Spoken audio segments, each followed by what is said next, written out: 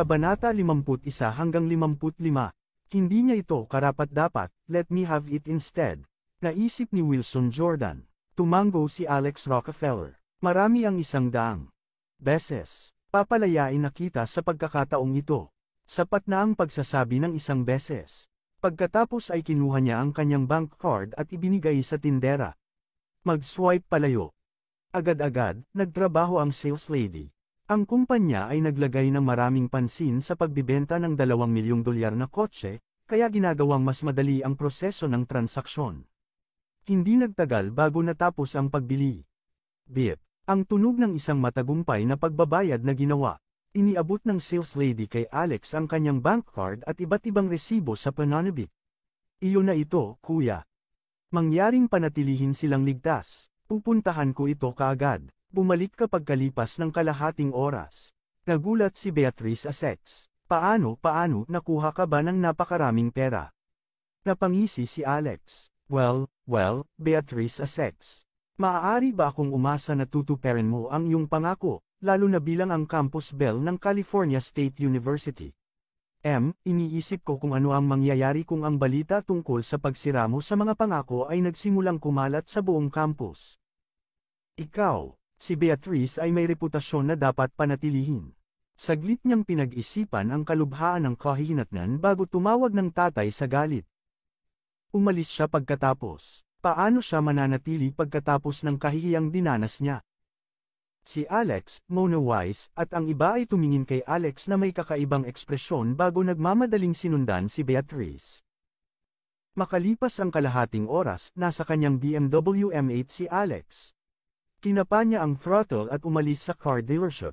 Pinuntahan niya ang modelong ito dahil si Madam Brittany Rockefeller, ang dating nagmamaneho ng kotse na ito. Si Beatrice at ang ilan sa kanyang mga kaibigan ay nakaupo sa kanilang BMW 3 Series na nakaparada sa mismong pasukan at tumingin kay Alex habang nagmamadaling umalis sakay ng kanyang bagong M8. Bam! Sinuntok ni Beatrice ang bintana ng sasakyan. Damn it! Ang lakas ng loob. How dare he? Maghihiganti ako balang araw. Beatrice, nabanggit mo na siya ay isang mahirap at walang tirahan na dude. Saan siya nakakuha ng pera para makabili ng luxury car? Tanong ni Mona. Umuso si Beatrice. Kamakailan lamang, nakipagsama ang asungot na iyon sa apo ng Divine Doctor ng California. Tiyak na ibinigay niya sa kanya ang pera, ang asong iyon. Sa pag-aakalang bibisita siya sa puntod ng kanyang ama, lumihis si Alex sa Gale Street, nagbabalak bumili ng isang palumpon at mga prutas. Matapos lumiko, lumabas ang isang itim na Volkswagen at dumiretso sa harap ng kanyang minutong gulang na BMW. Bam! Ang harapan ng sasakyan ay nabaluktot na ngayon sa labas ng hugis. Ang tatak ng bagong kotse ay agad na nabawasan. Sa isang tumpok ng scrap metal, ang mga airbag na tumalsik noong nangyari ang banggaan ay muntik nang magka-concussion si Alex. Buti na lang at nandyan ang force para protektahan siya. Sa susunod na sandali, siya ay naging walang tigil sa galit. Isang bagong-bagong kotse na nagkakahalaga ng napakaraming $2 milyong na nasira sa loob ng wala pang kalahating oras pagkatapos umalis sa dealership. Hindi pa siya nakakapag-init ng upuan. Biglang sumabog ang malakas na ingay mula sa likuran, dahil sa muling pagranda ng sasakyan. Nabasag ang likurang bahagi ng sasakyan. Damn it! Hindi ito aksidente. Pagkabukas niya ng pinto ay lumabas siya ng sasakyan. Noon 12 ng tao ang lumabas sa mga sasakyang iyon at pinalibutan ang kanyang BMW. Sa gitna nila, hindi makapaniwalang tumingin kay Alex ang isang kalbo. Anong swerte mo? Bulalas niya. Walang dugo o pasa. Sumama ka sa amin, gusto kang makita ni Prinsesa Flor. Prinsesa Flor, wala akong alam na piping prinsesa dito. Umalis ka sa dinadaanan ko. Umuso si Alex Rockefeller. Ang kalbo na lalaki ay nagalit. Iniinsulto mo si Prinsesa Flor. Napangiti naman si Alex, who knows that bitch of a princess. Bakit niya ako hinahanap? Baka isa siyang escort sa club. Sorry, hindi ako interesado. Kunin mo siya, mga kapatid. Nagpakawala ng sumpa si Alex at inilabas ang kanyang inner energy. Sa sumunod na segundo ay nasa harap na siya ng kalbo. Smack! Sinampal niya ito, sa tapat ng mukha, ng buong lakas. Hindi inaasahan ng kalbo na si Alex ang mag-aaway at unang atakihin siya. Wala siyang oras para mag-react at agad na nasa sahig, nahak-out ang ilang dagwang ngipin. Ang kanyang mukha ay pumutok, namamaga na parang pufferfish. Matapos may baba ang isa, hindi na naghintay si Alex. Sa halip, sinisingil niya ang susunod na tao. Arg! Kunin mo ang mga armas natin. Palibutan mo siya. Ang ilan ay bumalik sa kanilang mga sasakyan at kumuha ng mga baton, patpat, at talam. Sa kanilang pagbabalik, gayunpaman, ang ilan sa kanilang mga kasamahan ay nakahandusay sa sahig, nakahawak sa kanilang mga binti at umuungol sa sakit. Nabali ang kanilang mga binti. Arg! Sinugod ng isa si Alex at tinamaan ng malaking pamalo ang balikat nito. Gayunpaman, hindi man lang kumibo si Alex. Siya grab papunta sa club at pinatay ito sa may-ari nito, ibinaba ito. Sa kanyang ulo, isang basag na bungo ang idinagdag ngayon sa mahabang listahan ng mga pinsala ni Alex. Kanina pa niya pinipigilan ang kalahati ng kanyang kapangyarihan, ngunit napakabigat pa rin ng pakiramdam nito.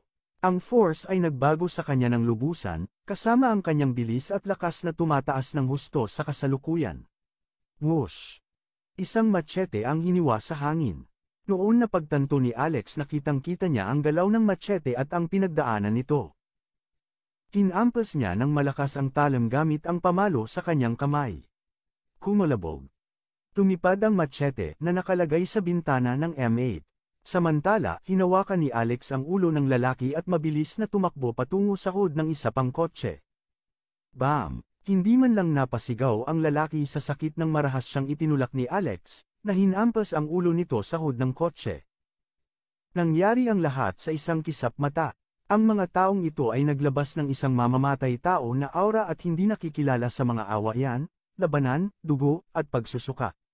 Hindi nila inaasahan na magiging ganito ang mga pangyayari. Kaharap si Alex, sila ay walang iba kundi maliliit na kabute, hindi nakakapinsala at walang pagtatanggol. Pag-indayog ng club, si Alex, muli, ay sumugod sa kanyang mga umaatake. Teka lang, mag-usap tayo. May nag-awit ng machete at sinabing, kumalabog. Inalis ni Alex ang kanyang machete, ibinaba ang pamalo sa kanyang binti, at nabali ito. Mag-uusap tayo pagkatapos nating mag-away. Nabali ang isa pang paa. Thrashing my new car, sino ka sa tingin mo?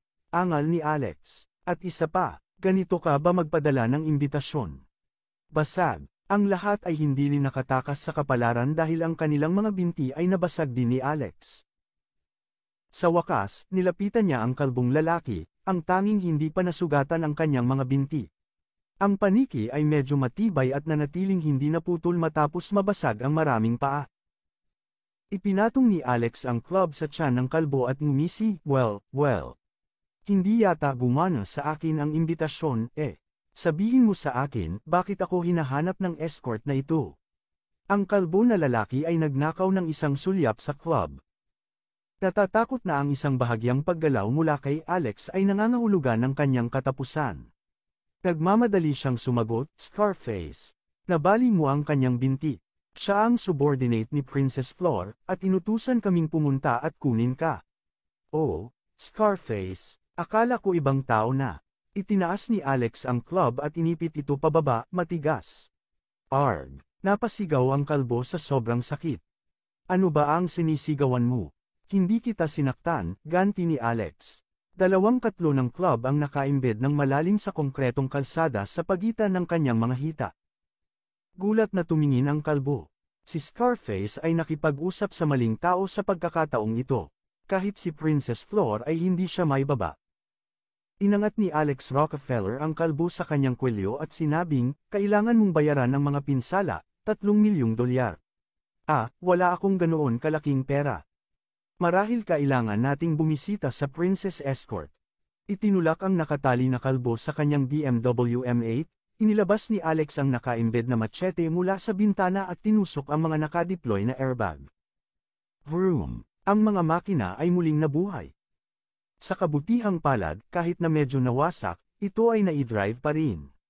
Inalis ang Volkswagen, pinalayas ni Alex ang M8 mula sa lugar ng aksidente, dumiretso sa Princess Flor. Napukaw ang kanyang kuryosidad. Sino nga ba si Prinsesa Flor? Sa kanyang pagpunta doon, ang kotse ay gumawa ng lahat ng uri ng mga ingay, ang mga bahagi nito ay nahuhulog habang siya ay nagmamaneho. Ito ay isang magandang tanawin para sa mga nanunood at nakakaakit ng maraming atensyon, higit pa kaysa sa isang bagong-bagong BMW. Sus, hindi ba M8 yon? Kawawa naman. Parang bagong binili din na kotse, pati plaka hindi pa nakataas. Wait lang, Beatrice, baka kotse ng ex-in-law mo. Nagkataon lang na masaksihan nila ang tanawing nasa harapan nila. Pinabilis ni Wilson Jordan ang sasakyan, at nagawang tingnan ng mabuti ni Beatrice Essex. Ha, bagong kotse ng lokong iyon. Oh, anong saya, I don't even think it's insured pa. Kahanga-hanga. Pagsilbihan siya ng tama, dagdag ni Sam Culver. Hindi nagtagal ay nakarating na si Alex sa isang pier ng ilog. Itinuro ng kalbo ang isang simpleng kahoy na cabin sa tabi ng tabing ilog at sinabi kay Alex na kasalukuyang nasa loob si Prinsesa Flor. Mapapahamak ako. Doon siya nakatira. Kinaladkad ang kalbo, naglakad si Alex patungo sa cabin. Sa isang malakas na sipa, sinira niya ang pinto at pinapasok ang kalbo. Arg! Sa loob ng ilang segundo, may ilang lalaking sumugod sa kanya. Sino ka? Bakit ka nandito sa Blossom Mansion? Alam mo ba kung ano ang lugar na ito? Sumagot si Alex na may mukha ng kawalang interes. Bueno, Prinsesa Escort, pasensya na, ngunit inimbitahan ako ni Prinsesa Flor. Nagulat ang isa sa mga lalaki. How dare you insult the princess?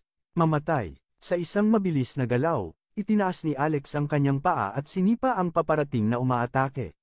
Ang lalaki ay pinalipad na parang bola ng canyon, sa wakas ay lumapag sa lupa matapos bumagsak sa ilang upuan. Napatingin si Alex sa isang lalaking nakatayo sa tabi niya. Sabihin mo kay Princess Escort na nandito ako. Nakaugat sa lupa ang lalaki habang nakatatakot na. Nakatingin. Pumunta ka dyan. Nang walang pahinga, pinalipad siya bago bumagsak sa katawan ng kanyang kasama. Lumabas ka dito, Princess Escort. Napaungol si Alex. Ang kanyang boses ay umalangaw sa cabin na parang dumadagandong na dagandong. Clap, clap, clap. Maririnig ang mga yabag mula sa spiral staircase sa loob ng cabin. Inilipat ni Alex ang atensyon sa direksyon ng tunog. Bumaba mula sa hagdanan ang isang binibini, nakasuot ng maapoy na pulang damit at pulang takong. Kasing itim ng karbon, ang kanyang buhok ay nakatali sa dalawang bonds, dahan-daang umuurong sa kanyang mga galaw. Ito ay isang magandang tanawin na pagmasdan. Biglang na-distract si Alex. Sinong mag-aasam na may kahangahangang tao dito sa tabing ilog? Anong tinawag mo sa akin? Lumapit siya kay Alex, naglalabas ng malandi na vibe. Sa kanyang matangkad, balingkinita na figure at may takong, mas maikli lang siya kay Alex. Ikaw si Princess Flor. Nakita ni Alex ang matalim niyang titig na medyo nakakabahala. Tama iyan, o gaya ng sinabi mo, Princess Escort. Parang alam mo ang isa o dalawang bagay. Kung matatalo mo ako, wala akong pakialam na maging escort mo. Nang matapos siyang magsalita ay biglang nagbago ang ekspresyon niya. Tumalon siya pasulong, itinaas ang kanyang paa, at mabilis na dinala ito pababa kay Alex, nag-dropkick habang nakadress. Nagulat si Alex na hindi makapaniwala. Tumama ang takong ng ginang sa balikat ni Alex Rockefeller. Gayunpaman, tila hindi siya apektado.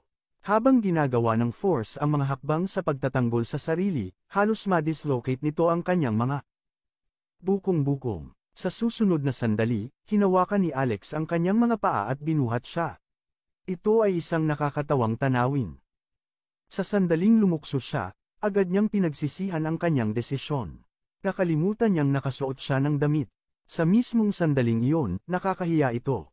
Buong lakas siyang lumaban ngunit hinarap niya si Alex. Isang malakas, hindi matatalo na karakter, ang kanyang mga aksyon ay walang iba kundi isang kalmo sa likod para sa kanya. Hinawakan niya ang baywang niya at pinahigos siya sa malapit na mesa. Bam! Isang malakas na kalabog ang maririnig. Sa kabutihang palad, natatakpan niya ang kanyang mukha mula sa epekto ng kanyang mga kamay. Kung hindi, wala na.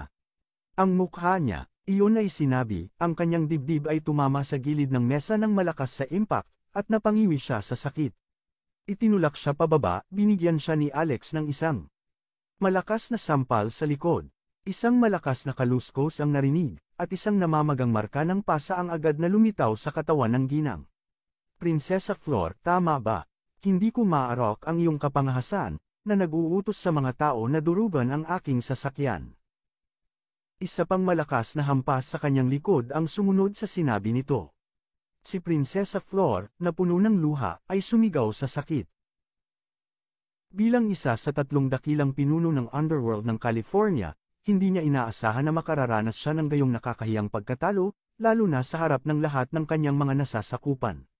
Siya ay labis na galit. Hindi ako matalinong tao, kaya sabihin sa akin kung anong uri ng mga serbisyo ng escort ang ibinibigay mo. Ilang pulgada na lang ang layo ng ginang para mabaliw. Umihit siya at tumalikod, pilit na tinatakasan ang pagkakahawak ni Alex. Sa kasamaang palad, hinawakan niya ito ng mahigpit at wala siyang magagawa. Lahat ng kanyang mga subordinate ay natulala. Sino ang lalaking ito? Paano niya ito nagawa? Nakakakilabot. Sumigaw ang ginang, bitiwan mo ako, tanga. Alam mo ba kung sino ako? Kung may mangyari man sa akin, humanda ka sa galit ng Thousand Miles Conglomerate. Thousand Miles Conglomerate. Nagulat si Alex. Nakarating ba siya sa kanilang lugar nang hindi sinasadya? Lumuwag ang pagkakahawak niya. Akala ni Prinsesa Flor ay natatakot siya. She rolled her eyes and smirked. Natatakot. Bitawan mo ako pagkatapos. Umisi si Alex. So what about the Thousand Miles Conglomerate, huh? Ibibigay ko pa rin sa iyo ang isang piraso ng aking isip. Umisi siya at binigyan siya ng isang magandang at malakas na sampal. Sa haka-haka na ito, isang nasa katanghaliang gulang na lalaki ang nagmamadaling lumapit at sinabing, MS. Flor, MS. Flor, ang mga bagay ay. Nakita niya sa harap ng kanyang mga mata ang eksena at natigilan siya. Nang mapagtanto kung sino si Alex ay mas nagulat siya. Ginoo, Rockefeller, hindi ako pinaalam na dumating ka. Ito ba ay isang hindi pagkakaunawaan? Ang lalaki ay si John Gates. Nagtatakang tumingin si Prinsesa Flor. Magkakilala kayo. Tumango si John, siya ang bisita ni Lord Lex. Hindi ko alam na may bisita si tatay. At isang idiot na magbut. Marihing sabi ni Prinsesa Flor. Nanatiling tahimik si John. Mas alam niya. Pagkatapos ng lahat, iginagalang ni Lord Lex Gunther si Alex Rockefeller, ang supling ng isang malapit na kaibigan, ayon sa kanya. Gayunpaman, wala siyang kaalaman sa aktwal na pagkakakilanlan ni Alex. Anong meron? Bakit ka dumating? Tanong ni Prinsesa Flor. Nako, muntik na akong magulo. Biglang nahimite si Lord Lex. Ano? Sigaw ni Prinsesa Flor. Go, kailangan nating pumunta sa Hells Angels ngayon. Tumakbo siya palabas, medyo nakadapa, at mabilis na sumakay sa kanyang Lamborghini. Nakasunod sa kanya si Alex na sumakay sa passenger seat. Bakit ka nandito? Bumaba ka sa kotse ko. Naiinis siya. Umupo si Alex nang walang gulo. Paganahin ang makina, pupunta kami sa iyong ama. Ano ang kinalaman nito sa iyo? Malalaman mo kapag nakarating na tayo.